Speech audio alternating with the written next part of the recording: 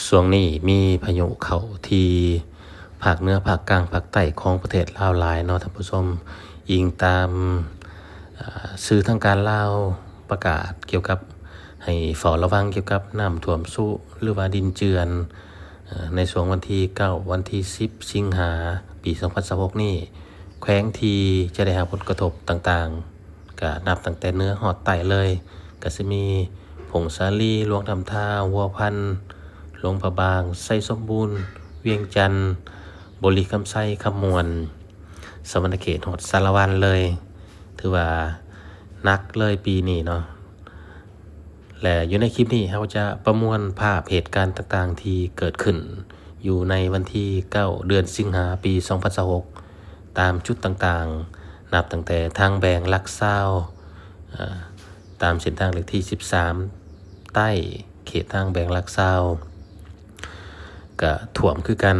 แต่ว่าสัญจรไปมาได้แต่ก็ให้ระมัดระวังอยู่ทางภาคใต้อยู่ทางไซโปนแขวงสะวรรณเขตก็ถ่วมเส้นทางเลขเก้าเขตบ้านนาบอก็ถ่วมหลายสมควรแต่ก็ยังสามารถไปมาได้แล้วนักสุดก็คือเมืองทาแขกแขวงขมวนที่ว่าน้ำท่วมขังบริเวณพื้นที่ต่ำภายในตัวเมืองเลยเนาะตามเบิ่งเหตุการณ์เนี่ยก็หนักพอสมควรรถบางคันก็ไปบ่ได้เนาะประเภทรถเก๋งรถเตี้ยและที่สำคัญคือเพิ่นประกาศมาแล้วเนาะสื่อทางการประกาศออกมาว่าจะมีการปล่อยน้ำจากเขื่อนเซละนองเนาะมีหลายเมืองเขตนั่นเนาะอ้อมแอมเขตนั่นที่จะได้รับผลกระทบจากการปล่อยน้ำผ่านประตูน้ำล้นของเขื่อนไฟฟ้าเซละนอง1นับตั้งแต่วันที่11เป็นต้นไปเนาะเมืองที่จะได้รับผลกระทบนี่ก็มีไซโปนเมืองนองเมืองพีนเมืองพะลานเมืองอาจสะพังทองจำพรชลบุรีสองคอนทาปังทองซึ่งว่าเป็นเมืองที่ตั้งอยู่แคมน้ำเซเนาะที่น้ำไหลผ่านแล้วก็ต้องมีการเฝ้าระวังเนาะเตรียมพร้อมอพยพทว่ามีน้ำท่วมขึ้นมาสูงหลายเอาบัดนี้เราไปเบิ่งเหตุการณ์ที่เกิดขึ้นในวันที่9นำกันเนาะเป็นต้นแมนอยู่เขตลักซาวแล้วก็เขตเมืองทาแขกอัปเดตสถานการณ์ครับวันนี้วันที่2026ว่าน้ำท่วมทางแบงลักซาว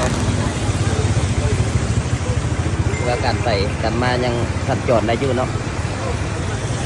แต่ว่าก็ต้องค่อยระมัดระวังค่อยไปค่อยมาเพราะว่าถนนมันลื่นกับทางมันแคบ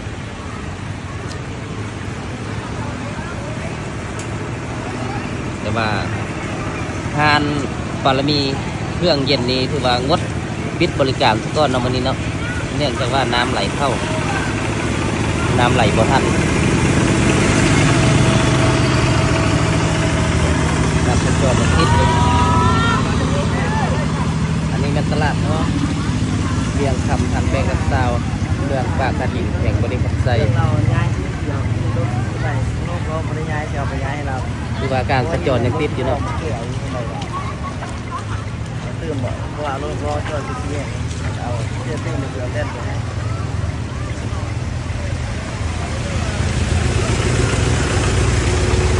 เอาไปย้ายวะไปย้ายกันละ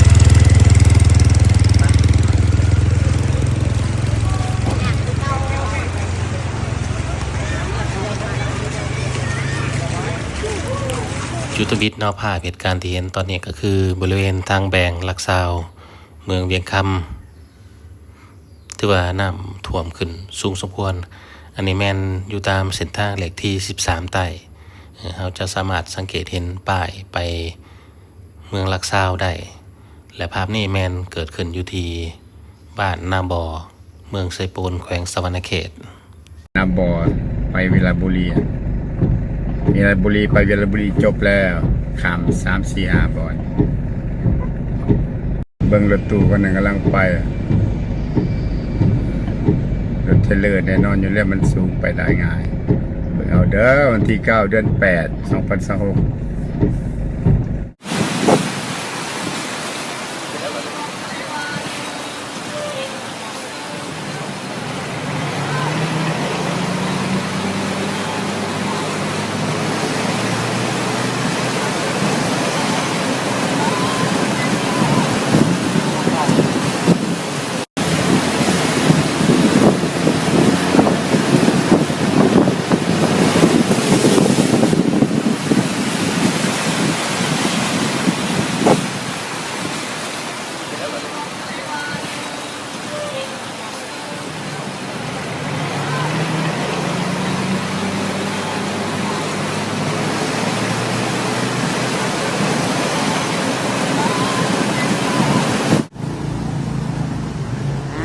นี่ก็มีคนเอาให้เอมาขว้างหน้าเฮือน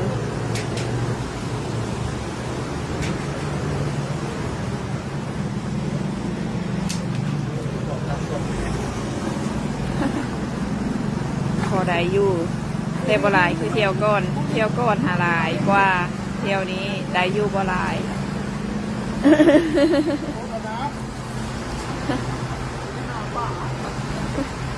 เที่ยวนี้บ่หลายเที่ยวก่อนหาหลายแม่นเลยเออ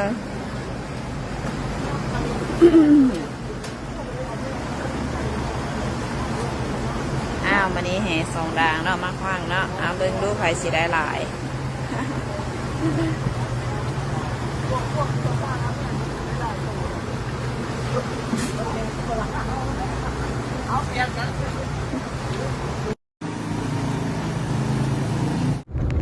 ไปต้องขอบนมาสู่ว่าเป็นอย่างไรอย่างงี้ป่ะ เป็นผู้วิกฤตอีกแล้ว เป็นผู้วิกฤตอีกแล้ว เบื้องน้ำคุณปานทะเล ตายนี่สมบกระพุ้กันเหลือว่าน้ำท่วมท่าแขกแข่งขมวนเดี๋ยวถึงเจ้า อันนี้แม่นต่อหน้าธนาคารการค้าต่างประเทศลาวเด้อ แนะนำไผ่ที่มีรถต่ำรถเก๋งห้ามไปทางนี้เด็ดขาดเนาะ ยานเครื่องจักรดับมันสูงแน่เส้นทางในตัวเมืองท่าแขกแข่งขมวนเลยจุ๊บเจ้าเอ้ยเส้นลัก2เด้ออันนี้เด้อ หน้าธนาคารเซ็นธนาคารเด้อมาเบิ่งสถานการณ์แล้วก็ย่างมาซื้อมักทุเรียนเนาะนี่เด้ก็จะบ่ได้ปิดนี่เลยป้าทางผลทางน้ำท่วมทางแบบมันอั้งขนาดทุนเจ้านี่ธนาคารการค้าต่างประเทศเราเลยว้าไปสุดเลยนี่โอ้ตะ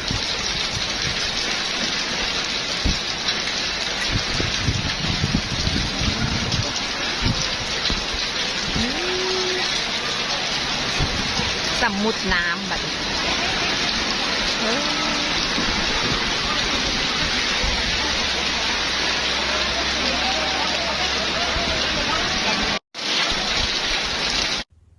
ก็ต่อไปจะไปขับแก๊ปเลยเด้อสิครับเพื่อดับน้ำละเกินไป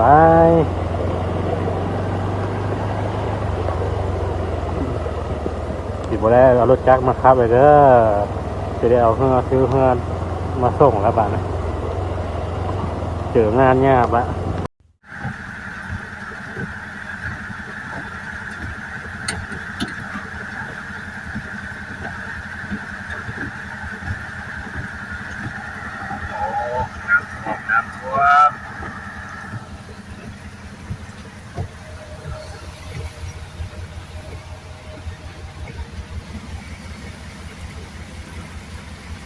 น้ำท่วมขมวนแล้วท่าแขก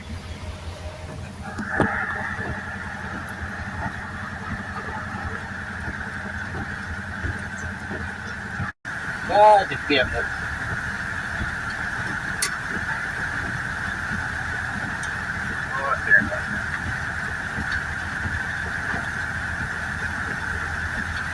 ไอ้ตัวขี้เลยน้ำเดินเลยดูอะไรเนี่ยขี้กันเลยไปอยู่บ้านนั่นคือขี้กันแต่ถ้ากูไปเนี่ยขับรถพวกมันเลิกกันนี่ไปไหม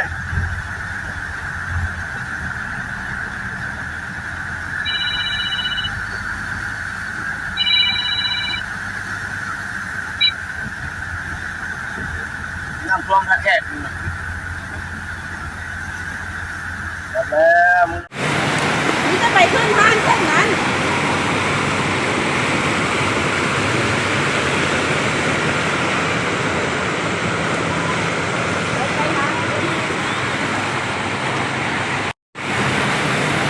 นี่จะไปขึ้นบ้านแค่นั้น น้ำท่วมเมืองตะไคร่นี่แยกปกสเบิดเลยบ่เคยมีมาหลาย10 ปีเป็นแบบนี้อาจจะมีมาในประวัติศาสตร์ภายใน10 ปีน้ำท่วมบนทางเด้อน้ำท่วมเมืองตะไคร่เลยบ่เคยมีมาหลาย10 ปีเป็นแบบนี้ออกขนาดนี้ขนาดน้ำท่วมเต็มเลย ถานการณ์นี่นะ เบิ่งเอาเด้อเนี่ยนี่ขนาดว่ามันสูงนี่ทางแวเขาเบียบุรีบรรณาบอเนี่ย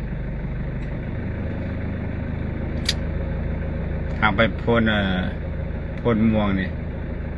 3-4 จุดแล้วท่วม